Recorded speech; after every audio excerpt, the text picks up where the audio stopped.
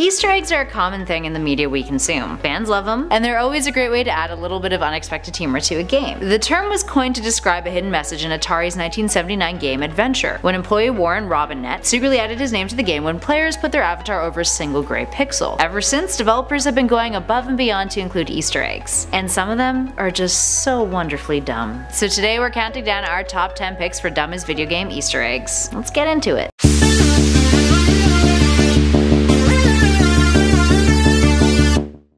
Number 10 is GTA 4's Heart of Liberty City. While the GTA franchise is filled with a plethora of Easter eggs, some stand out more than others. And in GTA 4, the developers got cheeky with the term Heart of Liberty City by creating an actual physical heart for the city. So how do you find it? Well, go over to Happiness Island. Get up to the top of the Statue of Happiness and enter the doorway between two signs that say "No hidden content this way." Wonder what's in that door? Well, this one can be classified as more cheeky than dumb. A literal heart in the city is still pretty comical. And turns out you can destroy it too, with fire. Molotov it, it'll turn black, and then it'll ash on you. Up next, number 9 is Half-Life: The Gabe Newell Room. If you're familiar with Valve, you'll probably recognize Valve creator Gabe Newell. Well, it turns out you can get up close and personal with his grinning face in a room in Half-Life. Ceiling, walls, and floor are made up of tiny boxes with his face in them. And while it's ever so slightly creepy, it's still kind of funny, but ultimately dumb. Up next, number 8 is John Romero in Doom 2. Okay, so we actually mentioned this one in our dumbest video game bosses list. So John Romero is a developer who worked on Doom and several other big games. He's a bit of a legend. So how do you find his head impaled on a stick? Well, after beating the final boss on map 30, you can use your rocket launcher to blast a hole in the boss monster's head. Go inside there and there's Romero's head on a stick, shouting, "To win the game you must kill me, John Romero." And at number 7 is Gone Home, Midden's Journal. So Gone Home is a beautiful game. You return from military service to an empty house at 1 AM, and as you explore the house for clues, you learn about the emotional journey your younger sister Sam has been traversing while you've been gone. But turns out if you find a small purple basketball in the family's garage, you can go back into Sam's room, shoot it into the net on the back of her door, and then you'll unlock a tape with a journal entry from an unexpected character, Mittens, the cat. Not so sure we needed Sam to narrate the meows though.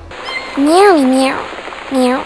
And at number 6 is Saint Rose 2, Purple Bunny. While this one is totally believable based on the sense of humor in the Saints Rose games, a giant purple bunny emerging from the ocean is still, well, a little silly. So this one is unlocked by getting yourself to a small remote island hidden offshore that you can find by following the arrow signs that start on Ruin Island. The arrows will eventually lead you to the spot where the bunny will emerge from the depths of the sea, and you can see it in all of its blown up glory. If only it was a rubber ducky, and that joke's only funny if you're from Toronto because we had a big old duck. And at number 5 is Mirror's Edge, Giant Rat on the Loose. So during part D of the Kate chapter of Mirror's Edge, when the character Faith has to use the sniper rifle, you can find this one by shooting the engine of the target truck when it drives around the corner. Then after you've done that, shoot the white spot directly in the middle of the orange sign, the one that has 9 dots, located right behind the building, and bam, giant rodent on the loose. Just kinda runs by. A little bit pointless, a little bit useless, but guess it's interesting to look at. And at number 4 is CRYSIS 2, The Elevator Rave. So there's been plenty of interesting elevator rides in video games over the years, but this one might just be the most entertaining, despite not actually riding in it. So during the Dead Man Walking mission, there's 2 Cell Assault soldiers dancing away like there's no tomorrow, and they go hard. I mean, all things considered, can you blame them? And at number 3 is Goat Simulator, Server Room. Now don't get me wrong, Goat Simulator is a dumb game. It's dumb by nature. It was crafted as a joke prototype, and it's f***ing genius. On a comedic level, that is. Anyway, if you're not privy to the glory that is Goat Simulator, the game has a bunch of DLCs that you can purchase, including an MMORPG simulator that's just riddled with satire and tongue-in-cheek jokes. But there's a certain cavern that you can find in the MMORPG simulator, and inside of it is a bunch of old 80s style rectangle tall-ass computers. If you headbutt it and destroy them, the game will start removing the texture from the map. The more you destroy, the crazier it gets, and some have even reported a glitch where after the error message pops up, it will send you out to the main menu, where you can run around there with your goat until you restart the game entirely. And at number 2 is Hitman, Lucky Coin. This one takes place during the Till Death Do Us Part mission, where you have to assassinate the groom at a redneck wedding. But if you go over to the building behind where the guests are dancing, there's a coin that you can shoot that's within a puddle. Once you shoot it, you are then surrounded by a bunch of half-naked dudes in their boxer shorts who are just clapping for you and cheering. Some think this is a reference to our next number though, which is SIMCOPTER, the himbos. So our number 1 spot is SIMCOPTER, and there was an Easter egg discovered that designer Jacques Servin added to the game that featured something called himbos, which are male bimbos. Get it? Himbos, bimbos,